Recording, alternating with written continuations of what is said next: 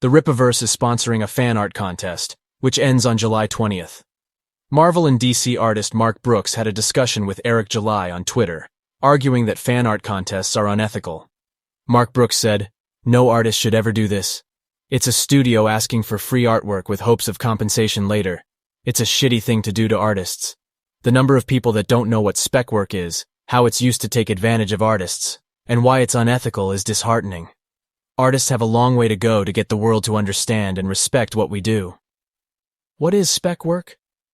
According to an article on nospec.com, spec work is any kind of creative work, either partial or completed, submitted by designers to prospective clients before designers secure both their work and equitable fees. Under these conditions, designers will often be asked to submit work in the guise of a contest or an entry exam on existing jobs as a test of their skill. In addition, designers normally lose all rights to their creative work because they failed to protect themselves with a contract or agreement. The clients often use this freely gained work as they see fit without fear of legal repercussion. Why is spec work unethical? The designers work for free and with an often falsely advertised, overinflated promise for future employment, or are given other insufficient forms of compensation. I'm not a lawyer and will not be going through the legal mumbo-jumbo. But what I can do is leave a link to the Rippaverse Fanart contest, official rules, terms, and conditions in the description box below. Mark Brooks continued arguing with Eric July and his fans for a few more hours. Mark said, "I'm not telling anyone how to run their business.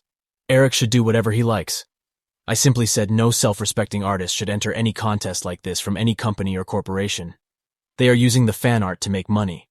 Eric will post entries as promotion, driving more traffic to his site and campaign. He'll literally make money off artists working for free. It's not hard to understand. This has nothing to do with Comicsgate, politics, or anything drama-related.